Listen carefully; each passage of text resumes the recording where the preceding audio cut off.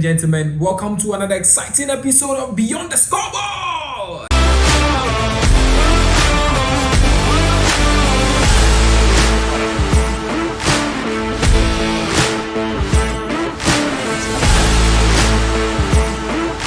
I used to watch his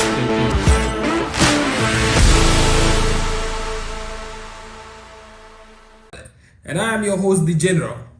We are being supported by DSTV Go TV. Make sure you pay your subscription so that you get all the live matches to watch, so you'll be able to follow our live discussions. So today we are bringing you Game Week 3 review of Game Week 3. How was it? Were the predictions successful, or we did something right? Were there surprises? Yes, the wind was blowing from the north this time, and this wind wasn't a pleasant one. Investors are really worried. The boys for the WhatsApp group say the vex. Say of Charlie, I'm the tour, I'm the tour, I'm the tour, I'm the tour EPL. EPL will show you Pepe. And this is the reason why we love EPL. It is unpredictable. The tension is real. And you can see this, the new players that were signed in from Germany and all over the world. Some are adjusting, some are finding it very difficult to adjust. But at the end of the day, they will do their best. Others have been injured too. Cunha went out of the league with injury, and also we have KK Frimpong, who was also injured. He has been injured. Kopama couldn't feature in the game too because he was hurt. But let's go ahead with the review of Game Week 3, and this were the happenings and the review of Game Week 3. We have the first match that went on. Early kickoff is always a surprise, but there was no surprise to it. Chelsea beat Fulham 2-0. There were some controversies and discrepancies in the scoreline. Fulham took the lead from the beginning, but the goal was disallowed. And Chelsea went ahead to score and also had a penalty in it. There were a lot of controversies about Fulham scoring and the goal being disallowed. Others said the goal should have stood, and others too said it was a foul. For me, it was a clear foul. That stepped on the player's leg, and it was a clear foul. Chelsea deserved what they got, even though they were finding it difficult in the first half, but they pulled through. Chelsea always bringing the game alive. And so Fernandes, he also did his best. He is the captain. Led by example, he scored the penalty shootout cleanly. And we also have Tottenham versus Bournemouth. You see, this is the reason why everybody is very difficult to predict EPL, because from game week 1 to game week 38, there are always uncertainties. There are always surprises. How come Tottenham win Man City of all people? Man City, with all its defenders and its midfield machines, they beat them 2-0 cleanly. And Liverpool went ahead to win over Bournemouth 4-2. And you are telling me Bournemouth is winning Tottenham? How, bro? How? Bro, how? How do we get it? This is why I love EPL. Because everybody will collect. Everybody will collect, but kudos to Bournemouth. They did an amazing job. You see, I keep saying Bournemouth starts with energy from the beginning to finish. So if you want to match Bournemouth boot for boot, you are supposed to keep up the energy till they close. And I was really loving the game. We also have Sunderland versus Brentford. What a match! Sunderland scored 2 goals while Brentford equalized one of them. So it was 2-1 in favor of Sunderland. And Sunderland barely, they are really pulling certain surprises. Those 3 championship clubs that were promoted into the senior team, Leeds, Burnley, Sunderland. They've been in the league before. They've been in and out, especially Sunderland, Burnley, Leeds last 3 years before Rafinha would go to buy Barca and all. They've been in the league, in and out. So they know the league very well. They know the kind of pressure which is in the league. And if you are playing against teams like this, you don't give them the chance, or you don't underestimate them, because they will bring up surprises. They will put surprises that will make you feel really uncomfortable, and they are proving it. Sunderland winning Brentford by 2-1.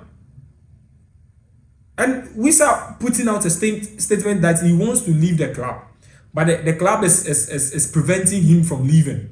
I think it's high time we have conversations about club stopping players from leaving. It happened to Liverpool. They stopped Arnold from leaving. They tried to convince him. Meanwhile, he wanted to leave, and he almost left as a free transfer. Listen, if the player wants to go, let him go. It's as simple as that. Why is it that when it is time for teams to lay off players, it's easy for them to do so?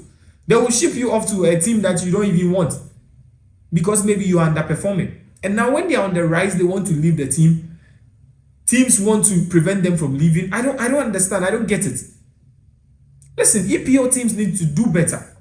I know there are always agreements behind back door, but players, when a player comes out to say something about or make a statement about a team preventing them from leaving, it's a big blow, and it is very worrying. Because why would a player come out?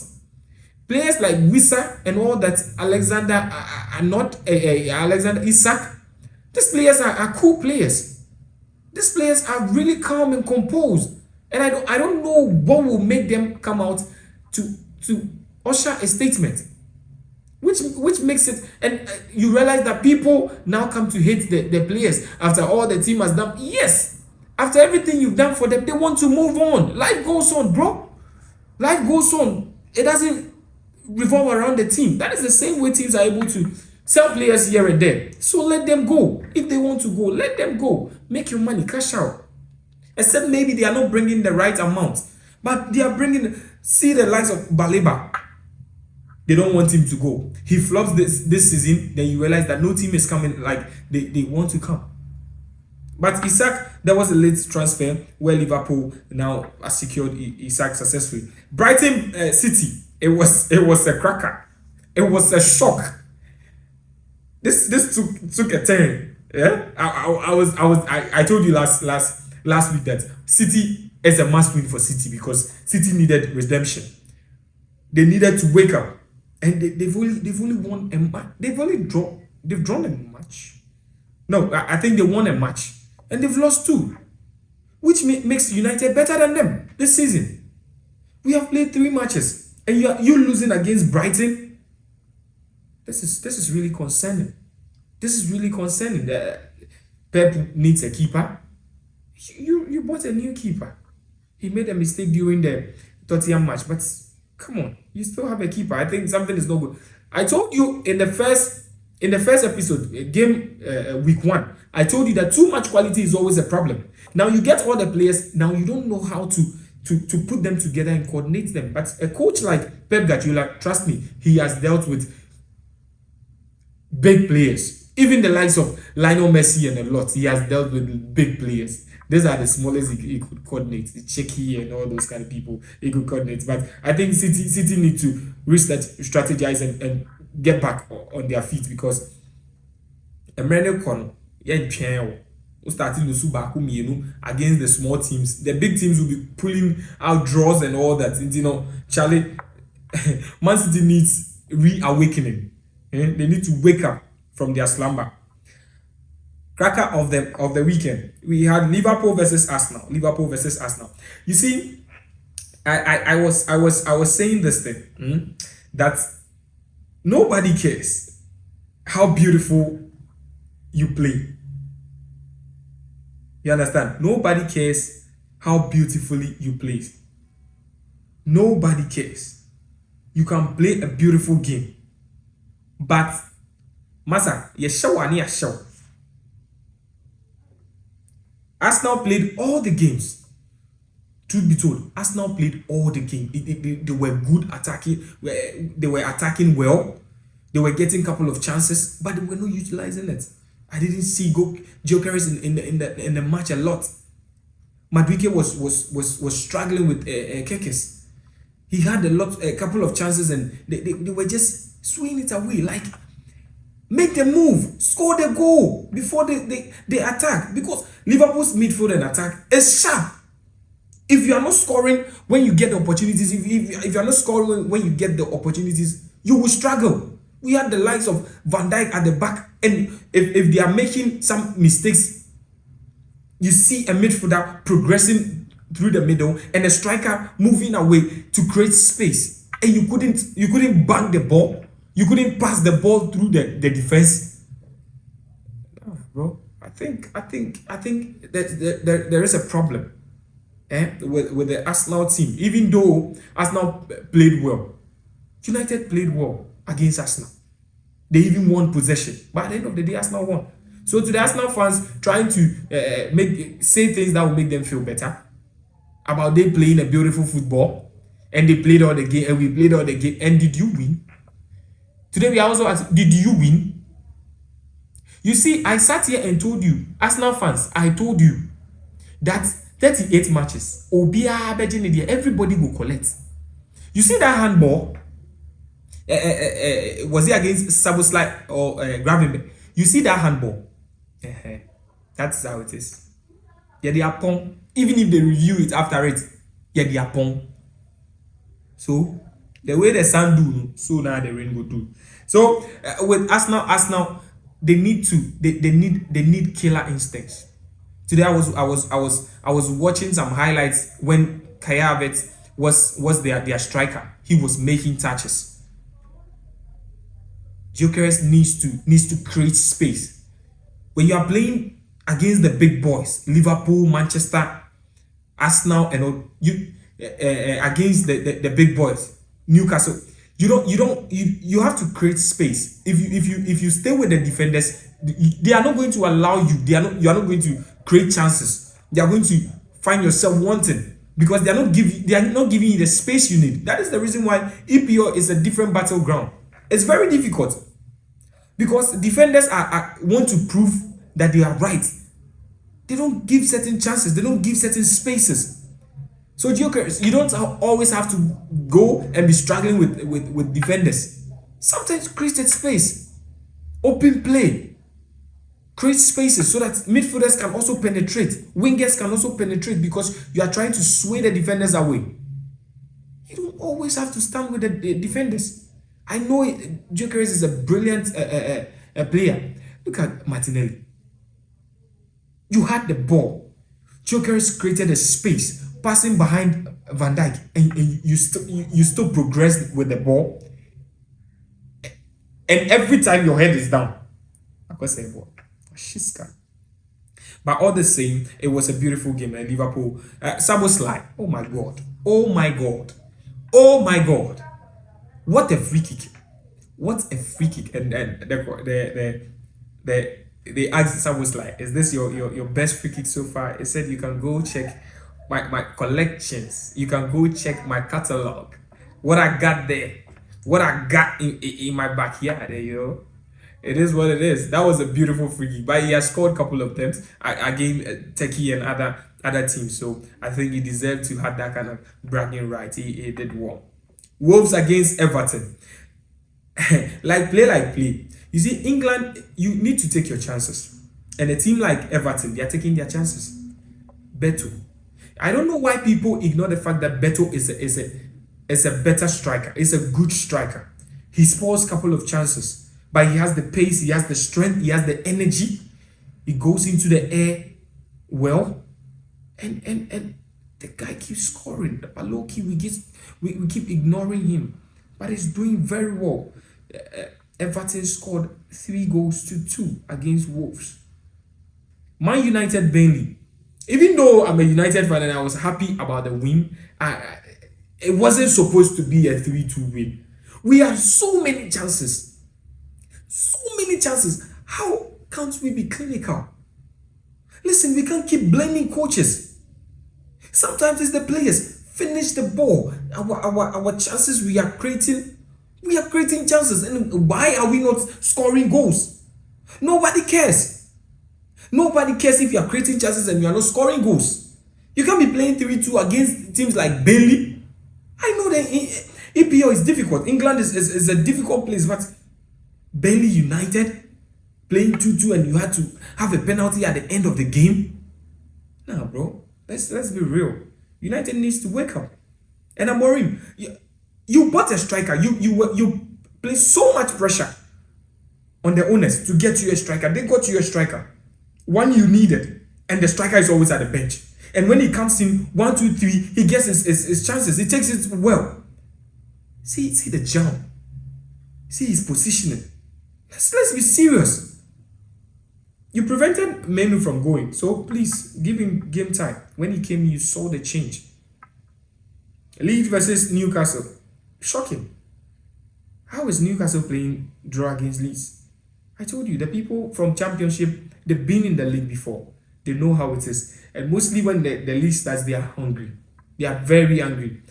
Beginning of the league and the ending of the league, they are always hungry, ready to prove themselves.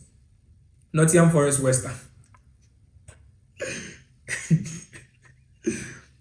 Listen, Nottingham Forest, you are scoring bangers back to back, showing your prowess.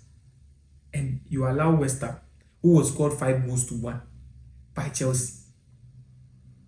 They've lost their 2 matches. All of a sudden, West Ham just wakes up, scores 3 against Newcastle. What is that? Eh? Is this a joke? Or when Graham Potter realized that if he doesn't perform, I told you last week, if Graham Potter didn't perform, he would have been sacked. No 2 ways about it. He knows it, and I know it. He would have been sacked. But glory be to the God he serves. Very lucky. So he wasn't sacked. So Nottingham Forest lost 3 goals to 0 against West Ham. Aston Villa, Crystal Palace. Crystal Palace. It's good they stopped the deal between Liverpool and Madrid. Listen, they need that guy. His leadership skills, his energy, his composure. He has a great personality. So they needed him. But as I said, when players want to go, you should allow them go. Crystal Palace scoring Aston Villa 3 goals to 0 is very concerning.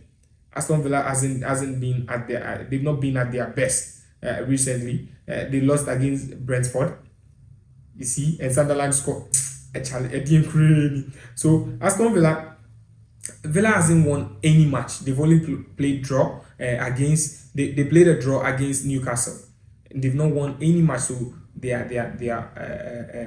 they've lost 2 games, and this is really concerning. Aston Villa needs to wake up. Crystal Palace did really well to keep they are winners of the Community Shield and the FA Cup. They deserve it. They deserve everything they are getting. So we are on the international break. I'll bring you the international break, some games from the international break. So today, this is the end of the review for game week 3, and I am your host, The General. This is proudly supported by DSTV Go TV. Make sure you pay your subscription and you always follow the game. Please like, subscribe to our channel. YouTube Beyond the Scoreboard, TikTok Beyond the Scoreboard, and so you can support us, and we always bring our best. We will be getting pundits and henceforth. I'm working on it, and we'll be getting pundit like we started last season. So very soon you will see your favorite pundits on the show. This is Beyond the Scoreboard, where we talk sports in and on and off the field. Thank you so much for being with us. My name is The General. See ya. Bye-bye.